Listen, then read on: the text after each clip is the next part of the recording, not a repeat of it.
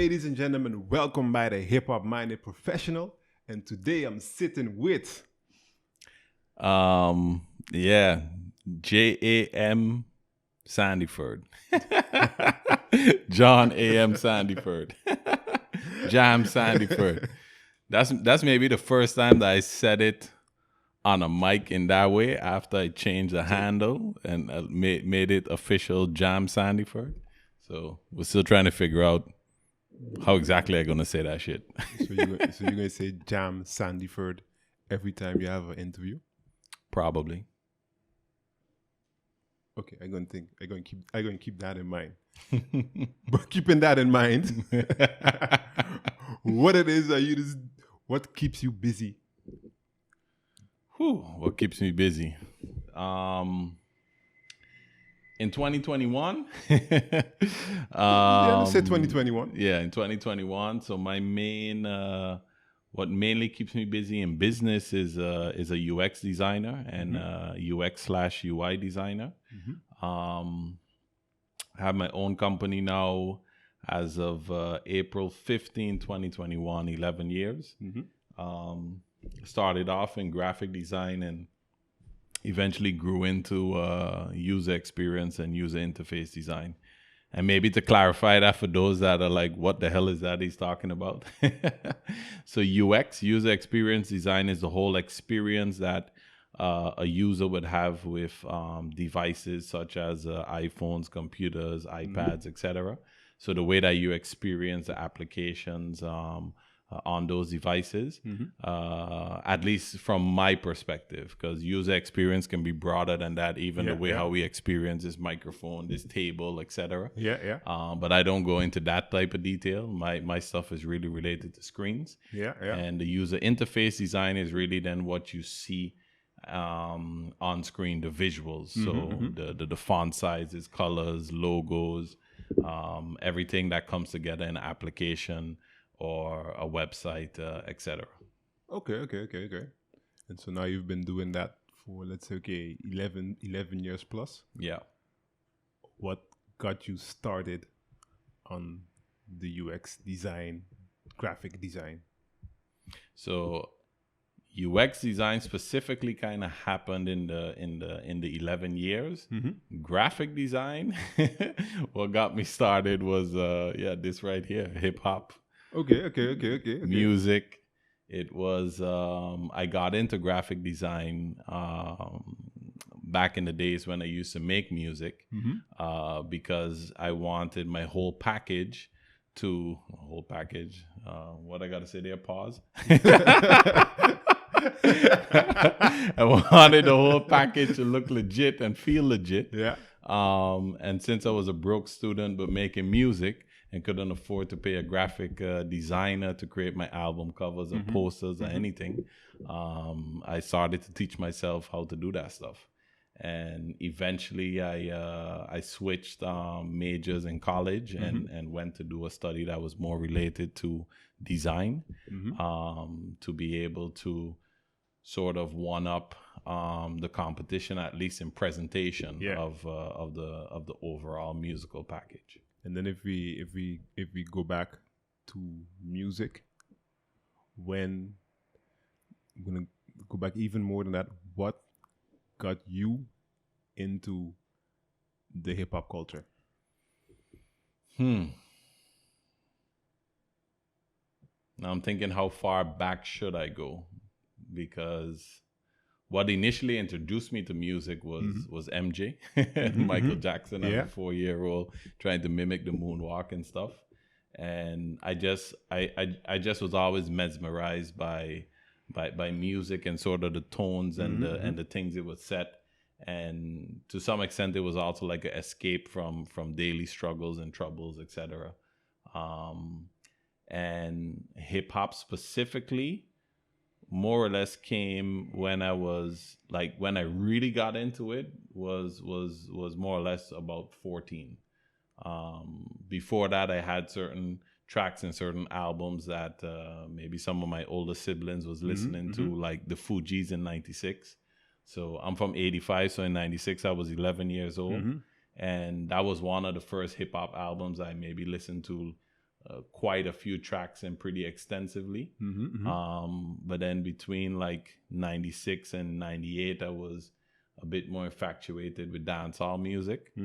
And by 99, I actually moved from St. Martin to Dominica and founded myself overnight in a hip hop group. And you say you founded yourself overnight in a hip hop group, but if you look at what you did in hip hop, and then I'm going to look at from the standpoint of where you come from, at least name up your highlights. What were your highlights during that growth and during your, I'm going to call it your hip hop career? My hip hop career. Okay. So when I founded myself in a hip hop group, I was the youngest in the group, and that was when we lived in Dominica. The group was called the Bushtown Clan, and it was basically like a Caribbean Dominican Wu-Tang Clan type of structure with like, I think the original was maybe 7, 8, or 9. I can't even remember the amount it was. And some of the early highlights there was we would perform in various high schools, and at some point in 98 I actually learned to do a lot of the breaking moves. So because my lyrics and shit wasn't fully up to par yet, because I just started writing in 99. Then I would do my part and then hit some of the dance moves on stage, get the girls them rallied up, and make sure the performance aspect of things was on point. And eventually I kind of placed that to the side and started doing a lot more DJing. We started doing some of the earliest DJing on the computer before anyone was doing that stuff. Again, just out of necessity, because I couldn't afford the Denons at the time. That was hot even before the Pioneers. Remember the double CD? I think it was the 600s or some shit like that. And that I would really want, but hey, I could figure out these free softwares to put together and then create the same mixes. Just need a proper jack with some speakers and stuff, and we could get the party going. So when I moved back to St. Martin in 2001, so by this time I'm 16. I moved to a new high school, met some new students there, and we basically started a group called the Underground Rebels. And with the Underground Rebels, then at that point I became the eldest. So I went from being the youngest in the squad to now being the eldest in the squad, also with recording experience and all of this stuff, so I could bring a lot more knowledge to the table, and doing many stage performances in different schools. Dominica is a lot bigger than St. Martin, so we would also go to areas where we would never visit and then perform there. So there's a different kind of vibe. Different kind of vibe. And so we started doing the interscholastic competitions. The first one, I can't remember if we got second or third place. Totally pissed me off, but that's a natural competitor in me. I think at that time it was Spy and Trevor that won that time. So that just motivated me to go back and practice and pen even harder, come up with even iller concepts. And basically it was a year later that we then took home the trophy and won the competition, and did a few battles and shit back then. But all of this is still more or less the stepping stones. It wasn't until I left St. Martin and moved to Holland that I then started to take things to the next level again. Here is where I really saw other people that were setting up these studios in their spare bedroom or their what's the damn word? Shed. Screw. setting up this basements, sheds and basements. Yeah, sheds and basements, and that again amazed me. So I started to figure out like what equipment to use and what software to use and then just step by step started to get some gear. And that's actually when we had a lot of our interactions. Because we heard, hey, somebody from St. Martin has a studio. Right. Okay, let's go there. Let's check him. Let me check him. Yeah. Yep. So I mean, the studio was a mic, a computer, and some software. And the funny thing is, like, at that time, it was like, oh, it's just a mic, because before you would record in a real studio where, you know, it's the whole room. You have the sound booth, etc. And it's only around that time is when the home studio recording that was thing just really started to take off. You know, when people really started to work with Fruity Loops and Reason. That's when everybody started, you know. Yeah. Internet time, bootlegs were everywhere, so then you could get actually the software to start doing all of those different things. Yep.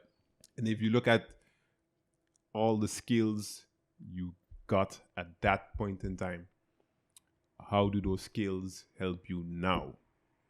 So I'm not sure if I finished actually the highlights part, because I maybe I went into the history too long. But to finish off the highlights question, so maybe to fast forward a bit. So from having the studio, well, the little room set up with the mic and stuff, I eventually met a producer that was more specialized in trip hop. And he was actually looking for a rapper that would rap in English to feature on one of his songs. Yeah. So via I basically got the call, and I was at that time I was ready to just go record music and just do. So we went over there. Funny story is at the time I also had a big afro, all baggied out and stuff. And the other dude that brought me was also all baggied out and stuff, hopping out like a old shabby looking Beamer. And the dude was like a regular Dutch guy that that at the time was like, whoa, what the hell are we letting in our house? Hide this, hide that. Like, oh, whoa. So fast forward like 6-7 months down the line, I home by him after we finished record some other songs and stuff, and his wife, his girlfriend made dinner, and we there sitting down having dinner together, and then is when they tell me the story that the first time I came here, he was like, wait a minute, nervous, hiding shit. Yeah, that's also what the hip hop image brings. Yep.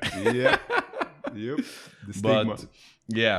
But I so after I recorded that feature with him, they went on like a little mini tour in the Netherlands. I even was on Paradiso with them. FNR 013, what they call that shit up there in North is Noorderzee? Somewhere in Groningen, they also have like a festival up there. Noorderslag, Noorderslag, I think it is, yeah. Because this is like 17 years ago. Yeah. So that was then sort of the first taste of doing a little bit of touring in the Netherlands, and then in the meanwhile, I started working on my EP together with him. Yeah. So we co-produced all the tracks. I never really learned to play keys, but then all the ideas and the sounds and everything would be in my head, and that's how we would co-produce a lot of these things. And so releasing the first EP, I think from a St. Martin solo artist at the time, I'm not really sure of who came before. Like, I'm not sure who's first. This is for the people from St. Martin, this is going to be like a paradise story. So continue. So for the solo artist, I'm not sure because yeah, I was educated on paradise and where paradise fits into the timeline. So definitely I can't claim none of that before paradise. The paradise has like a whole other story behind of it. Okay. I'll get back to you on that one. But from a solo artist perspective, professional recording, releasing a single, well, I think I could definitely claim the first St. Martin artist to be sold on iTunes. So this is back in 2005. So the EP was out in 2005. I released the single in 2006. Shot a video for the single, and in 2005. Which was also like one of the first full HD, like high quality videos. Again, it was something that I taught myself how to edit on the first video I ever shot. So then I edited the second video, but then to get like the color correction and give it that extra, spark, that extra, then Via got in contact with a company that does that stuff professionally, and they gave me a pretty good deal to do like the last finishing effects on it, $200, and they did it, and that video went on to be on the box for the kids out there. The box was back in the day. So Viacom is the parent company of Nickelodeon, BET, MTV, etc. And the box was like a Dutch brand under Viacom, and it showcased a lot more hip hop and urban culture on it. So the video ran there for a couple months, and then Viacom pulled the plug on the box. So I was betting everything to go that route, and then they pulled the freaking plug on it. So that was like one of the career highlights. That also led to a couple performances here in the Netherlands, back in the Caribbean. So I opened for Akon back in the day, opened for Lloyd Banks, opened for Slick Rick. The Slick Rick story is a pretty funny one because dude was pretty coked up and actually didn't even perform. So my performance was kind of the only thing of the night. It was the highlight. Yep, the highlight. So that was a cool story. Did rap battles, won some of them. One of them back in the days, 5150, the $1,000. That was a pretty sweet one for a 20-year-old. Yeah. Let me see what else. Then fast forward in a bit, like a year or two after, I started doing a lot more mixtapes, and a lot of them were more collaborative. So Bandit was on the mixtapes. Yep. I don't know if we need to do the whole introduction of who Bandit is. No, okay. That'll come sometime again. That'll come sometime again when he's sitting here. Yeah, exactly. So Bandit, when you hear, then you'll tie up the knots. You can tie the knots. You can tie the knots. Bandit, Nonchalant, A-Loans, Spec was on there. Then we had a couple different features from different St. Martin artists. Yep.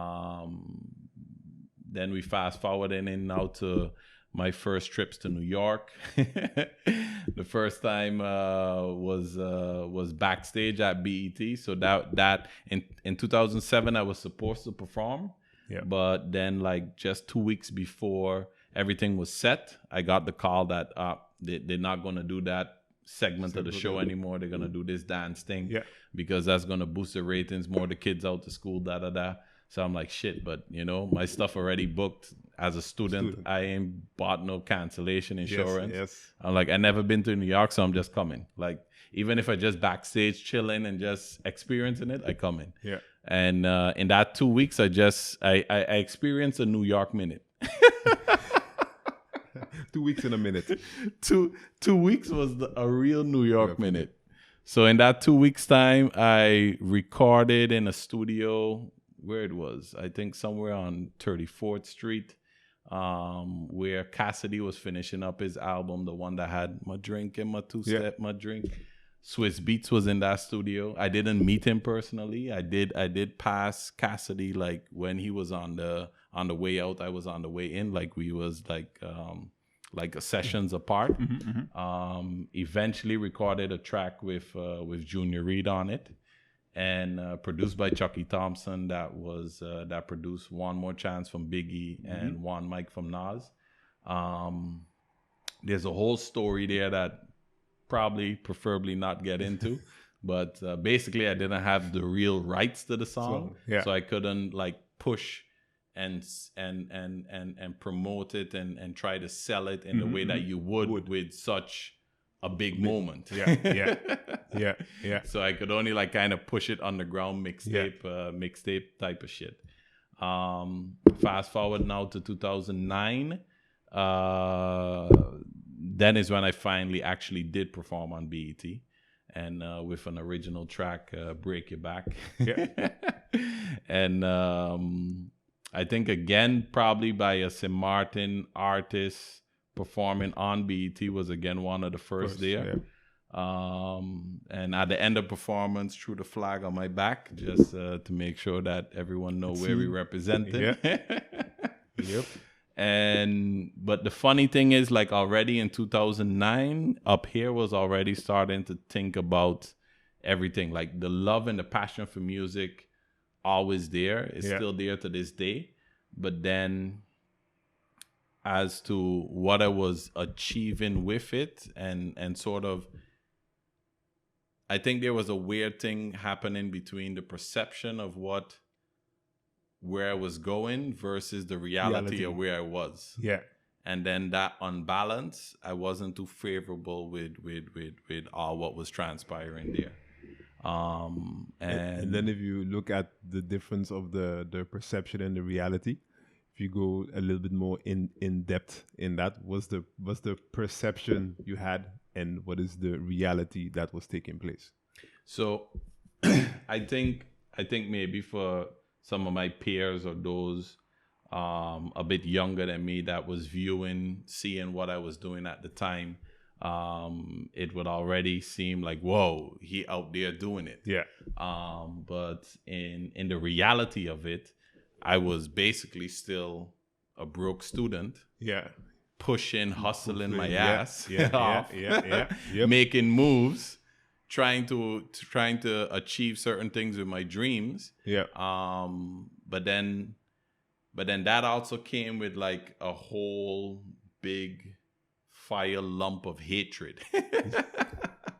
It literally wasn't until like years after I kind of put down the mic and left things alone is when I started to like really see and feel the love that was there for what I was doing. But in the moment, I wasn't feeling none of that. I wouldn't say that was like the main driver for letting it go. It was more that during my tenure with music, I was always battling the balance between college life and music. As I focus on music and I'm making things happen here, then grades go into shit because I not focus there. Then like shit, I gotta get these grades back up. Then I focus on that, and then I lose the momentum that I had going on with the music.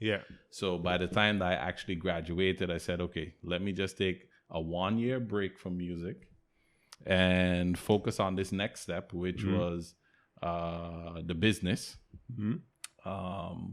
And then in a year's time, I'll see what I want to do with it. And then that year went by, started to do a bit of recording again, but the business was already starting to make moves. And then by the next year, I was like, I just got to leave this alone. Is maybe one of the toughest decisions ever. To make. And trust me, there was many moments of, even throughout the whole business journey, because basically I'm starting completely from scratch there. Whereas I had already built up a foundation. I had a foundation over there.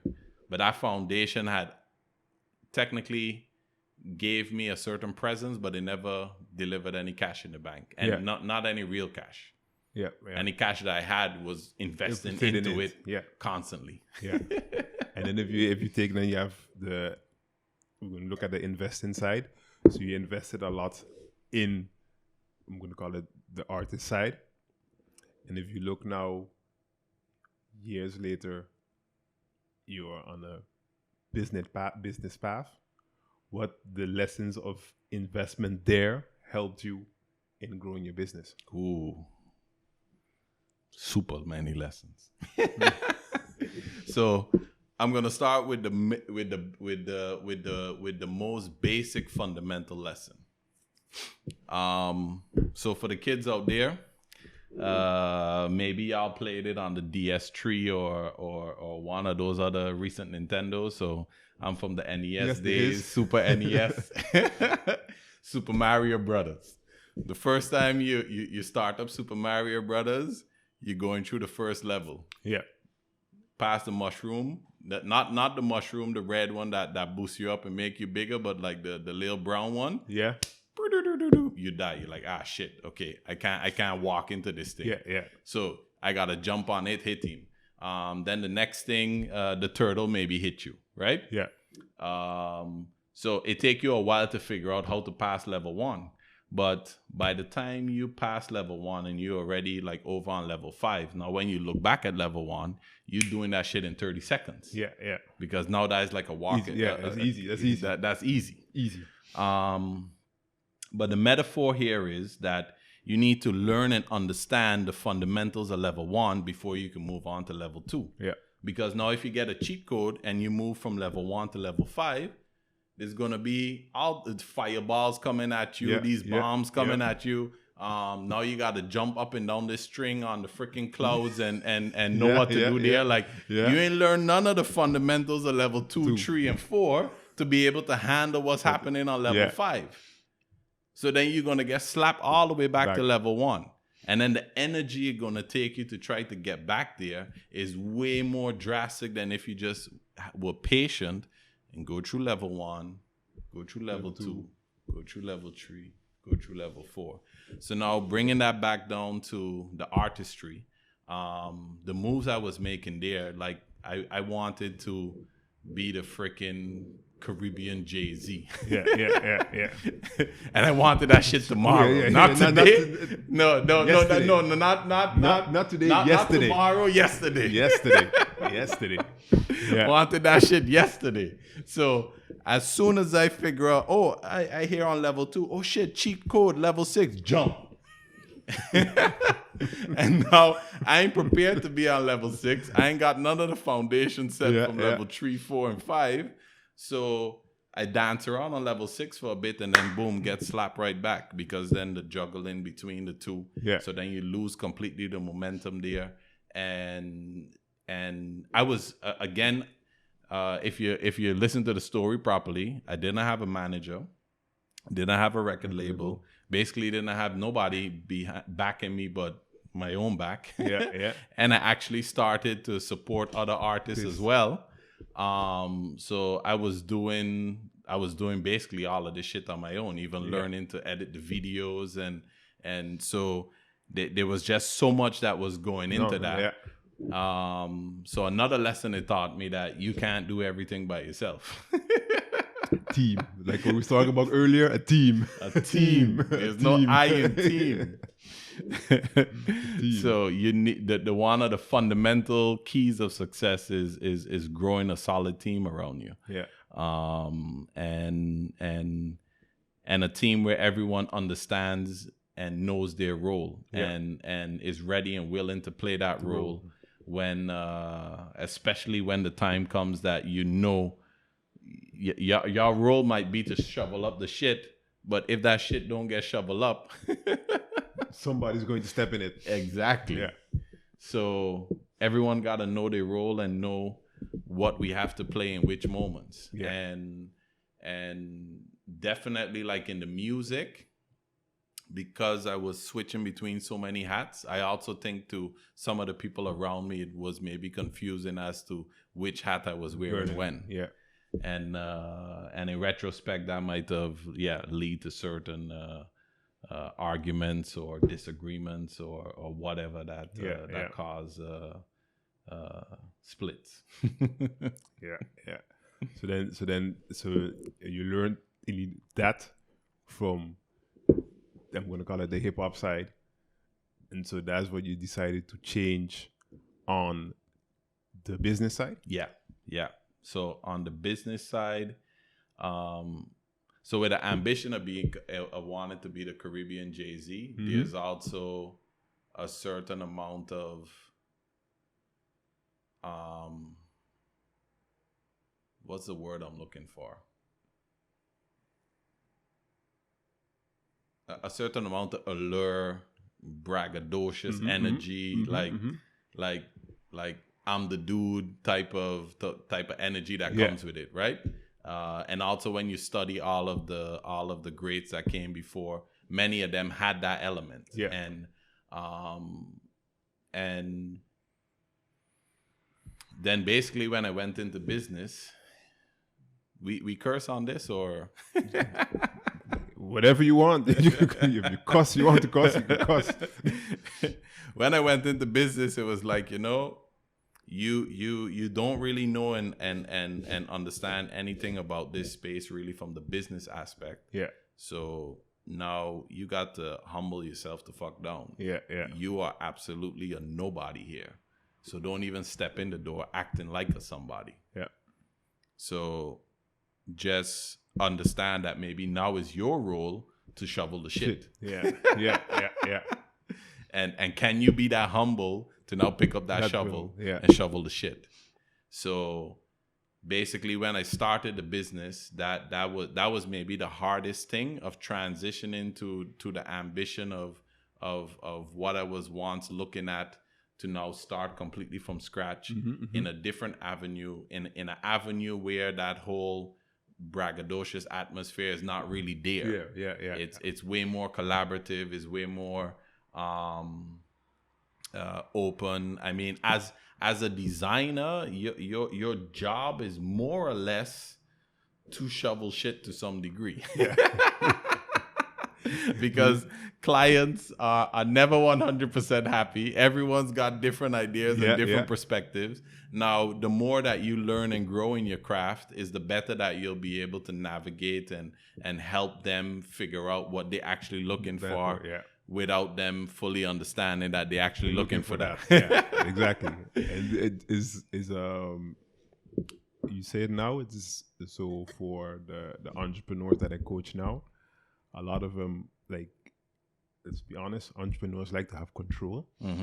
And so, for example, things like logos and design, and the first thing I tell them is, I know you have something in your head, but you have someone, you want to design it for you. What you do,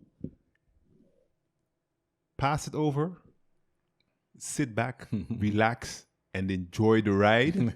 See what comes out, and maybe ask for tweaks here and there, because it's exactly what you say. Usually, they're going to come with something that you didn't even know that you needed. Yeah. So it's a wise lesson number one. Yep. leave the professionals do what they're good at. Exactly. Lead the professionals be professional. Yeah. Yeah. And then if you look at, so yeah, that period in time, okay, you're designing, and if you look at the mindset that you had to have behind the designing, the growing in the business, how much of that mindset did you learn or use from in your artist period? So how much could you've packed up and used there? So I think probably the core thing that I took along was hustle. Because what I learned in my artist period is I could work through the night. I could work 18, 24 hours. Yeah. I could be at it to perfect something. Yeah. And that's something I was perfecting. Wasn't bringing me a check at the end of the day. Yeah. It was just bringing me a finished product that I could be super proud of. Yeah. Because I felt like I created something unique. Yeah. I felt like I brought something to the table that wasn't there yesterday. Yeah. That wasn't there last week. And so with that type of drive and mindset is basically how I went into the business. So then for me, every new project became a new challenge on how do I improve and create the best possible version of whatever it is that I'm creating now. Yeah. That could one up what I did before, and start to become a player in that space. Yeah. And definitely in the first 2-3 years, I spent way more hours on the things that I was creating and working on than what it was actually making in dollar bills. Yeah. But what definitely came out of that is perfecting your craft, because the more the 10,000 hours definitely came out of that 2-year period. Yes. Yeah. Yep. Figuring out all the tips and tricks and the quick ways to do things even faster. Understanding client briefings better. Just the pure hustle to create the best possible thing that you could create in that moment with the set of skills that you have. Yeah. So I would say that the hustle and the grind and wanting to create the best possible thing from an artistry level was the main thing that I brought with me. Yeah. And then if you look at your artist period, you did a lot solo. And now in your business end, we can't even call it solo anymore. No, definitely not. So how did that shift go from, I'm going to call it solo artist, solopreneur, to manager, owner, boss, whatever you want to call it? So even in the artist days, when I look at the whole trajectory, as much as I did solo, I also did a lot of stuff collaboratively. Yeah. So the collaborative spirit has always been part of me. Yeah. Wanting, because at the end I want to make something great. Yeah. And making something great always requires more people, more energy, more ideas. Because then is when the best shit always happens. Yeah. But it's more like many different aspects of what needs to happen behind the scenes. I was solo in running it and responsible for it. Yeah. So in the business, it also took on that for a while. But what I learned in the early days that there's so I started the business in 2010. So this is 2 years after the housing crash in the States. Yeah. And by the time things really started to hit hard over here, it was about 2010 head into 2012 was sort of the bottom of the crisis period here. So that's when I started. And then the entrepreneurs that had like 5 to 10 years or even more experience, all of them were basically crying and complaining that, the times have changed. Yeah. And I was just coming in like wide-eyed, like, this is all I know. Like, exactly. Okay. This is what it is. If you say so. So because so many people were complaining about how everything was so much easier before and the money was flowing so much simpler and it also placed like a lot of things in my mind that, okay, even when things could be going really good, in a snap of a finger, the world could shift. Yeah. And if you ain't sort of prepared and ready, or if you over leverage yourself, then the rug could be swept right from under you. Yeah. So I was always very conscious of that. Now I'm kind of rambling on and forgot the core of the question. So the core of the question was, so you had the let me say, call it the transfer from the solo, solopreneur to having collaborative, the team being collaborative. Yeah. So from the solo days of wearing the many hats, I still basically wore many hats within the business. But then I learned from those around me, because someone actually took me under their wing, like you could say within the first year of me running my business.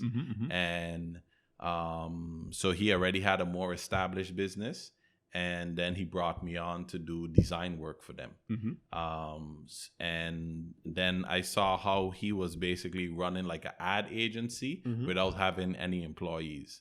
So then if he needs someone to do web design work, then I became that guy. He needed someone to do logo design work. There was a next guy. He needed someone to do something with audio. He knew a next one. He needed video. There's a next guy over there. Photography, there's a next one. And so then you basically have a whole team around you, but it's not necessarily your team. So it's your team for the moment that there's a project and there's a common goal. And at some point, I basically called the strategy the Avengers model. So Iron Man is out there doing his thing, Captain America over there doing his thing, Thor up in Asgard doing his thing. But when the threat is big enough, when the project is big enough that just one dude can't handle it, yo, call up the Avengers. We come together and we smash that shit. So then that's where you pick that up and learn from, okay, that's the business model I'm going to run with.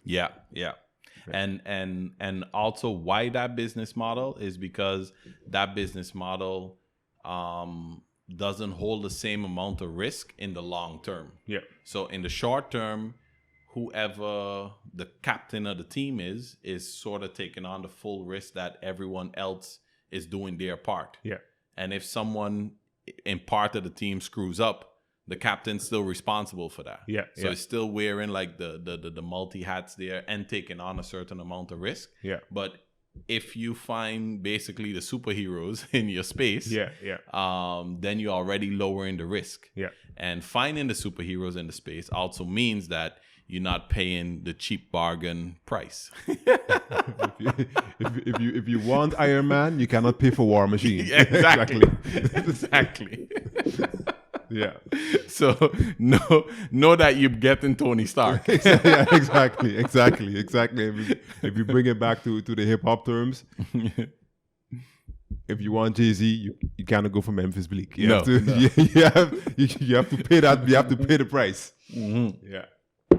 So understanding those fundamentals definitely helped me to be way more collaborative and just look at different projects I was interested in and those that I could actually land and then make sure to form those different teams around me. And if you look now, I'm going to bring you, like, carry you back. If you look at your first performance, so your first, I'm going to call it stage performance, what were the anxieties you had then, if you had any?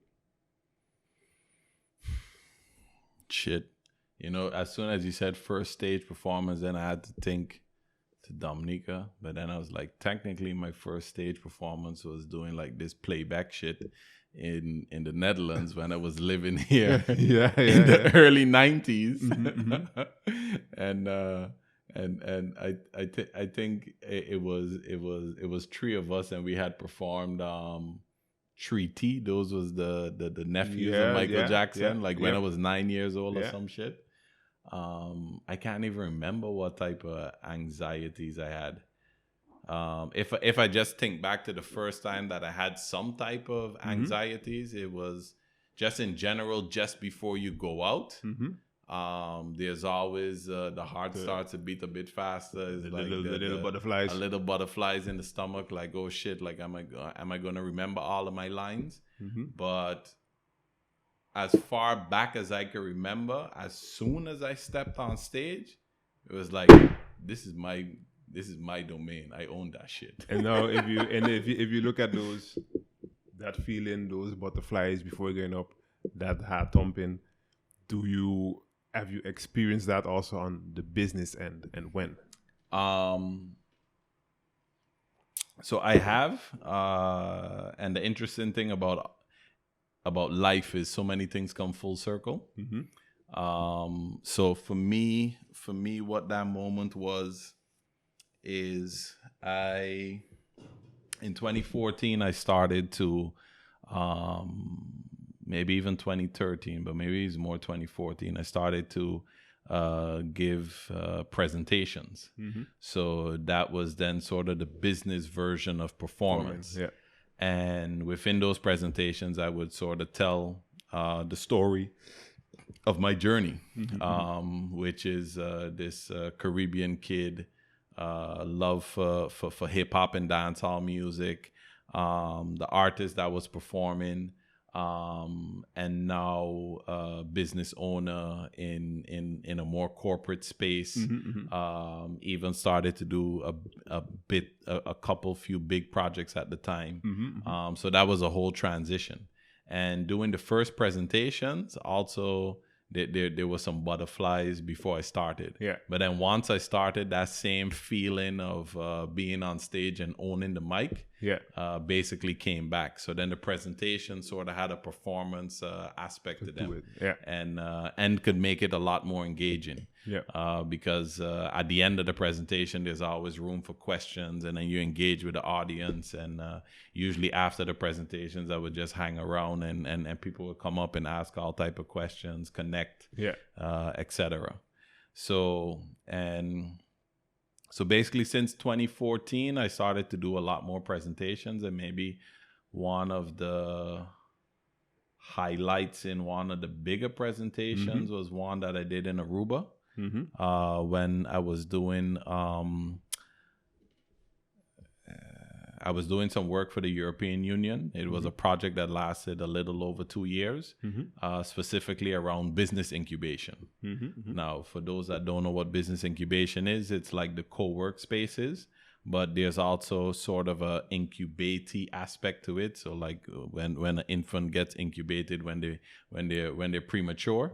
So it's fertile ground for young businesses just starting out that need a lot of support and help, whether it's setting up a business plan, understanding how to file your taxes, just creating quotations, invoices, just the basics around running a business. And you would receive a lot of different trainings and stuff in this environment. So we trained and coached people throughout the Caribbean. It was 9 to 10 islands on what business incubation is about, and for them to start setting up some of these spaces in the islands. So now I ramble on again. I forgot the core of the question. So he was talking about, let's call it the butterflies in your stomach. And then transfer that to you giving presentations. And so then the Aruba presentation was it was called a small business event, hosted by the Minister of Finance, I believe. And it was to present to the business community in Aruba the concept of business incubation together with the Economic Affairs Department, to present this concept to them. And also what we worked out, because I worked with people from government, education, and entrepreneurs on the core concept of what it could mean for the different islands. So that was also the place for us to present that concept from the Aruba perspective. And so there we had about 300 to 400 business people in a big hotel hall, stage, lights, camera, action, and then I was one of the main speakers. So that definitely also had a bit of butterfly moment before, but then as I stepped on stage again, it was it's like like flashback. Only there's cue the music, but there's no instrumental in the background. So now to quote we boy Duncan DVH. So obviously at these different events, there's also pictures being taken, and I'll be not in suit and tie, but at least like proper shirt, and more dressed business like.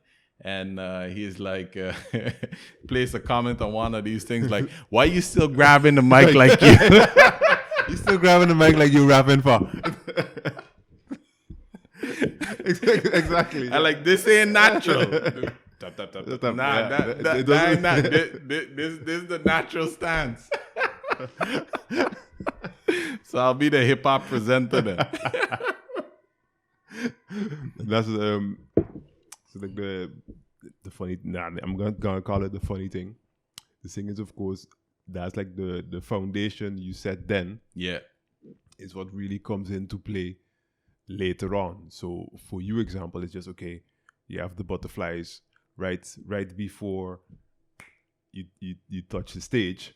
For someone else, it's butterflies all the way all through the whole presentation. So then you're already that foundation is already set, and then you're already past that level already. Yeah, that's level 1. We're now at level 5. Yeah, exactly. Exactly. You took the shortcut. Good luck with that. Good luck with that. Good luck with that. You took the green pipe that went down, right? Yeah. Good luck with that. Good luck with that. And then even to this day now, when so in my current consultancy gig, at some point we needed to present to like a mix of higher management and the user community that we were going to roll out this new application to. And so in the team there, I said, no problem. I'll do the presentation. And so I prepared the presentation and everything. And this is just before COVID. So maybe like end in 2019. And we're in a room now filled with 50 people.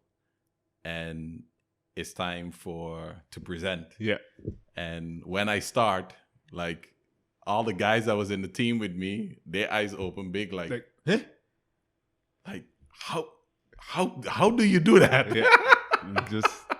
Just go. Because you go into presentation mode and like definitely with the current job, you have we need to get validation from these users. So those 50 people, any one of them can stand up at some point and say, we don't accept what you guys created and escalate it to higher management, and then we're in a shitstorm. Yeah. So even while I give in the presentation, I have to accept any and all questions that are coming in. Yeah. And sometimes the difficult ones come and I don't have the answer, but then how do you just and ninja the answer back and just shut things down and push things to the side and do it like flawless. and if you look at I'm gonna call it the ninja effect, can you say that you develop the skill for the pushback and the ninja effect as being a battle rapper?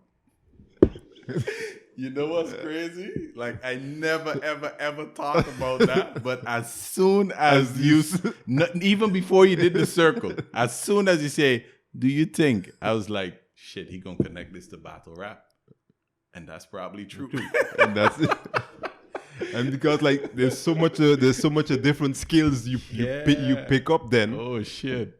I'm getting goosebumps. Yeah. There's a lot of quick skills you pick up then, and you're like, wait a minute.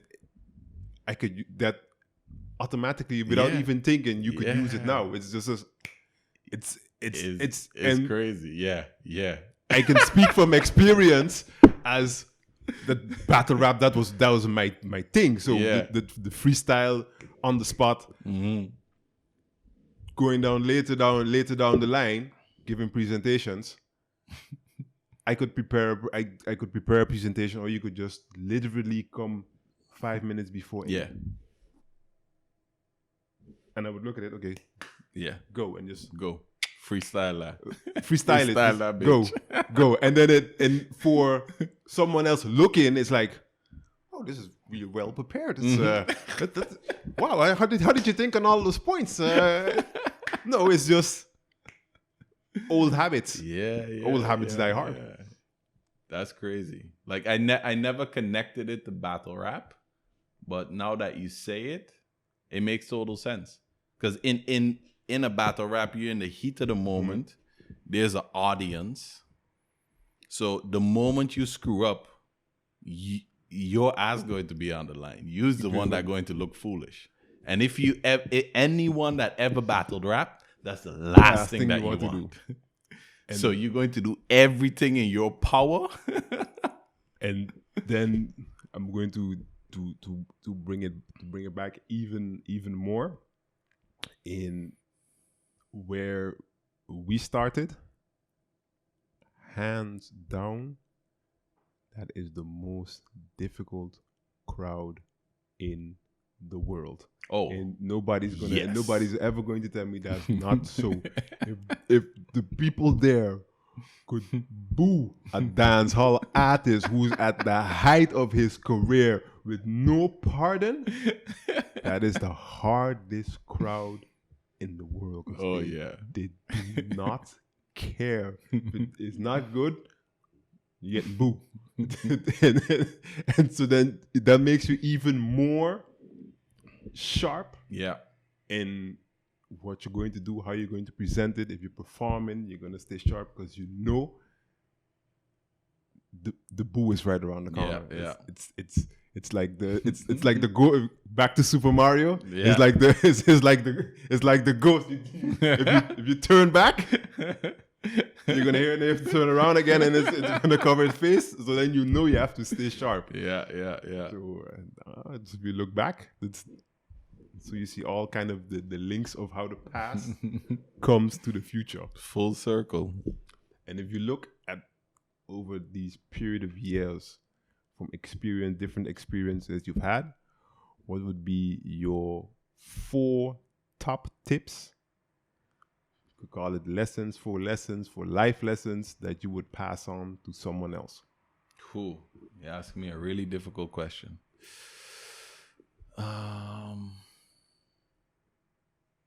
So the first one is definitely the levels, and the levels basically equals patience.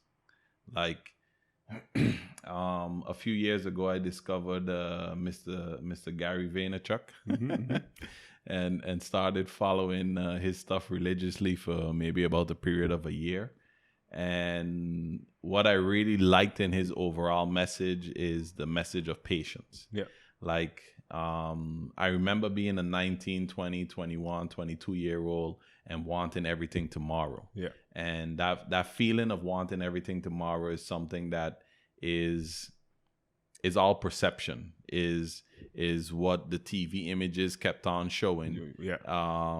And again, that was also perception, because 90% of what they were showing was just all fake bullshit. Yeah. Yep. When I was 20 years old and I shot a video and I was rolling in a Rolls Royce and a Bentley, hopping out of that bitch at 20 years old in my video, and then I myself don't even own a hoopty. It's all about perception. Not even a hoopty. Yeah. is that then you start to understand some of these things. You start to understand some of these things a lot faster then. Yeah. And just going through the whole journey, and then even like right now at 36 years old, like I still feel there's so much more that I'm meant to do, so much more I'm meant to discover, so much more I'm meant to positively influence. Yeah. And because at some point I switched around towards the patience model and really spent time perfecting, learning, studying, reflecting, it gives me a way better position to be able to catapult into something bigger now. Because I went through those levels patiently. Yeah. So that would be, the patience would be main lesson number 1. Lesson number 2. What do I pick out of this? Maybe try hit me with something. Let me see if something clicks. Well, for lesson number 2. Okay, so as a partial inside outside observer of the journey, what highlight would you pick out that? For me, but I'm looking at it from of course from a different perspective. So if I look at the outside journey, is, so I look at your growth in the sense of from where I meet you to where you are, where you're going, and then I look at it as the inspiration of seeing someone making his dream a reality, and knowing the hard works that goes into that. So that's my perspective from looking from the outside Yeah. and knowing who it is. Yeah. So then, thank you for that. Because lesson number 2, Here comes lesson number 2. it takes hard work. There's absolutely no way around this. There's no shortcuts. It takes hard ass work. So then it's let me say you have the patience of having patience, Mm-hmm. and then 2, the hard work of actually doing the work Of actually doing. while you're having patience. Yeah. Okay. And then lesson number 3, and this one might be stolen from Gary V, is ideas are shit, execution is everything. Okay. Because every cat, dog, and rat have an idea. The grandma around the street got the idea for the next best app because, hey, the telephone could do this. So why not build an app for that? As people started to understand and discover that that I could design apps, then everyone had an app idea to share with me. Yeah. But when you start talking like, okay, do you understand what it takes to actually make one of these things happen? Like in the beginning, like just trying to create a basic app, we're probably talking $100,000. Yeah. Oh. Oh. Because everyone just sees a success story, but have no idea of the journey it takes to get to that point. So while you could have 1,000,000 ideas, you can't focus on everything. And that's another key lesson I learned during my musical journey is when I was not focused on school, that was going to shit, and music was evolving. And as soon as I focus on school, then the momentum is lost in music and you got to rebuild that back up. Yeah. So you need to choose a focus point. So even if you have many ideas and many different things that you want to do and achieve, you'll have to make that bigger plan, that 10-year, 20-year, 5-year, 3-year. Well, this is another key lesson. You basically can break things down into 10, 5, 3, 1, and then within the 1 year, you break it down into quarters, Q1, Q2, Q3, Q4. Within the Qs, you break it down into months, into weeks, into days, into hours. So that's how you reverse engineer the things that you want to achieve. So really figuring out and setting goals. So that would probably be lesson number 4 then. Goal setting becomes super important. And what kind of happened for me throughout the musical journey, I set my goals from early. And the goals was like unimaginable, unachievable goals. But then I never broke them down into micro achievements to actually be happy and have a certain degree of satisfaction when a micro goal was achieved. So because I was always on the bigger prize, you never really celebrated the little wins. And then with the business, I became anti-goal setting when I first started. Because I was like, I set all these impossible goals. You know what? I don't want to set no goal. I'm just going to start. I'm just going to see where it goes. I'm just going to humble myself the hell down and just shovel the shit until I don't need to shovel the shit anymore. Till I can pay someone to do that. And from there, build things up slowly. But then what I learned in, let's say, over the past 5 years is if you really want your business to grow and you really want to hit those next levels, then you have to define what level 10 is for you. And once you define what level 10 is for you, then it makes it easier to define level 9, 8, 7, 6, 5, 4, 3, 2, 1. And once you reverse engineer that all the way back to the beginning, it also makes when you achieve things in level 1 that you could celebrate those wins, enjoy that moment, enjoy that feeling like, yo, I just made that happen. And then you continue on to the next level. So then basically the whole shit comes right back around. So the goal setting ties into the patience of going through the levels, ties into the hard work it takes to achieve the different levels moving through. Now I even forgot what the damn lesson number 3 was. Because I go in on 4 hours of sleep here, people. So we had oh yeah, ideas are shit. Execution is everything. Execution. So again, because you set your goals now, you basically chose which ideas you're going to put your energy into. Yeah. Because along the way, when you're in level 1 and 2 and 3 and 4, you're gonna have the next genius idea of, hey, if I do this and go completely in that direction, that would be amazing. But hey, I set my goals here. And I really thought long and hard about this. So in that moment, then you also need to think very long and hard about if you want to deviate, and then why you want to deviate when you already mapped out this full set here. Yeah. And it's still okay to deviate if that's truly, truly, truly what you believe you want to do. But then know that you'll have to throw away this whole path that you just created and now create. Let me move that before it falls off. This one, you have to that fork in the road, and then where does that end up? Yeah. Because otherwise, you're never going to truly achieve anything great if you're just constantly switching along the way. Yeah. And if you look at that from switching from business standpoints along the way, we have, let's say, I'm going to call it your 10-year plan. Mm-hmm. And entrepreneurs or true entrepreneurs usually get a lot of ideas. Yeah. Some ideas are in the line of the 10-year plan, and some ideas are a true branch. Yeah.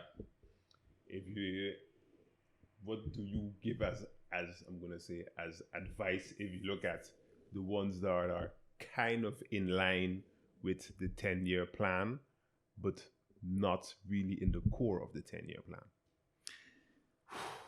That's a super difficult one, because it's in my journey, that's kind of where I'm at right now.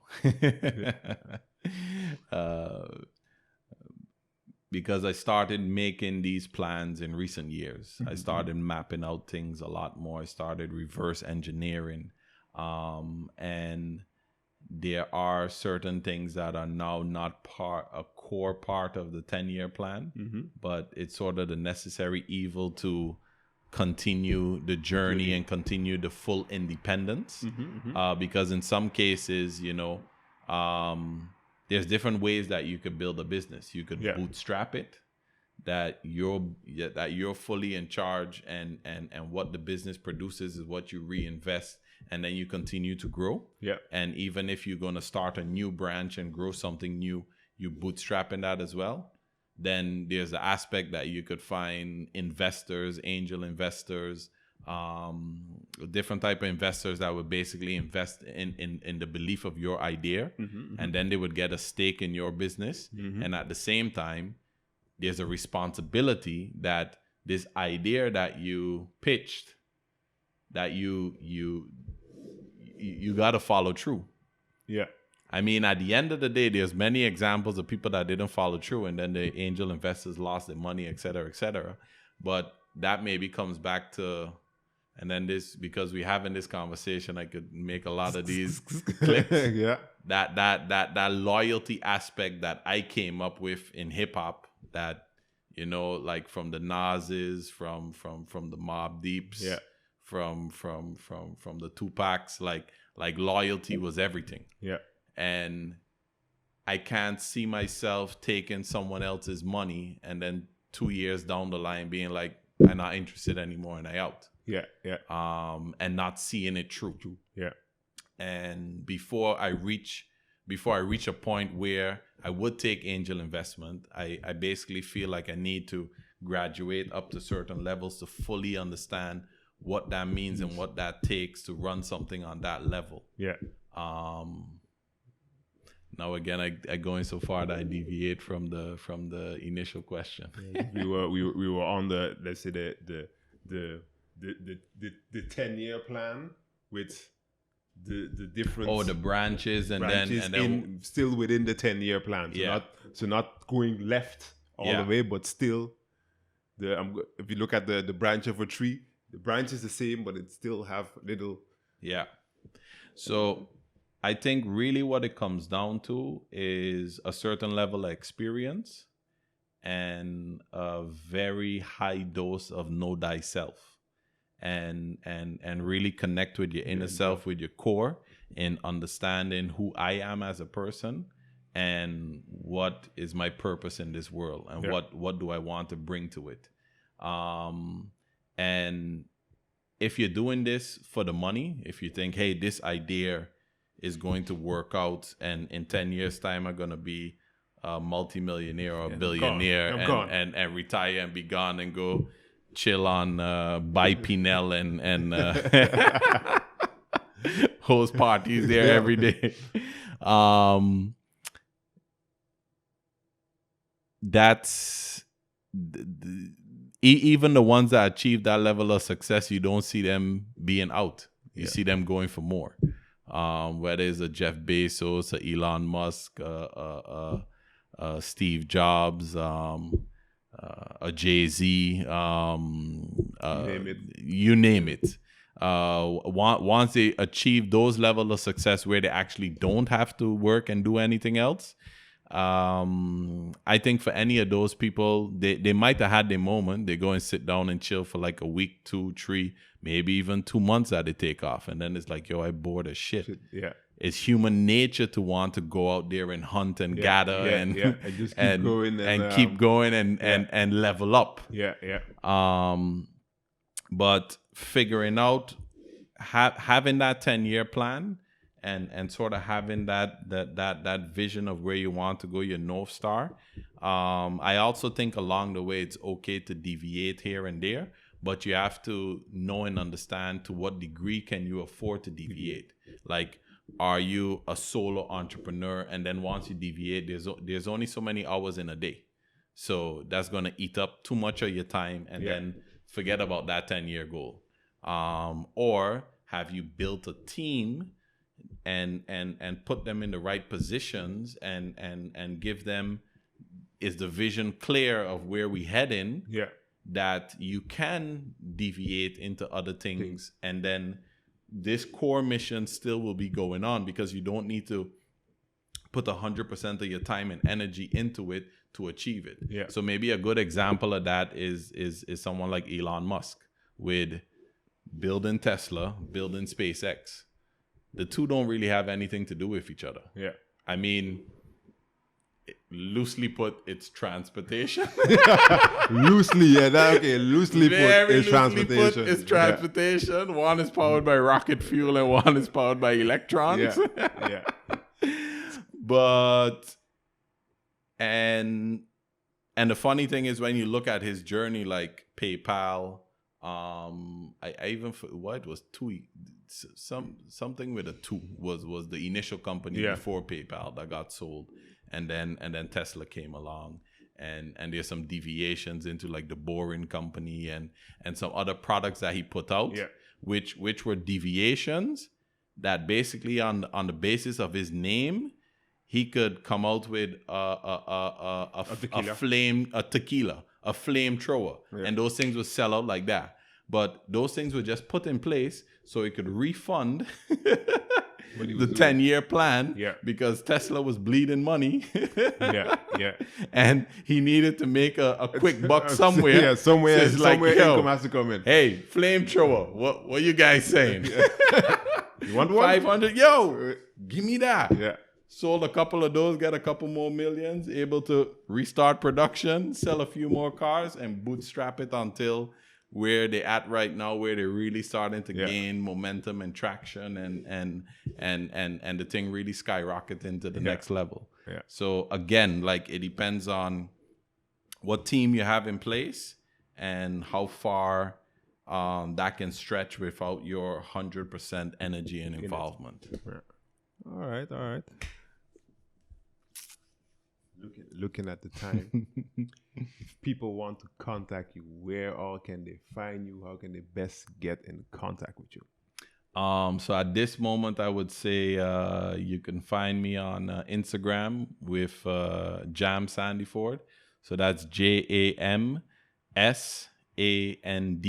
IFORD, just like the car, Ford.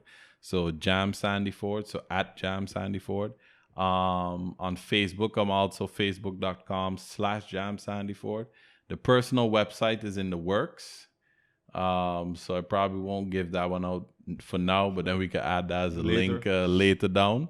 So I would say for now, Jam Sandiford on Instagram would probably be the best bet. All right.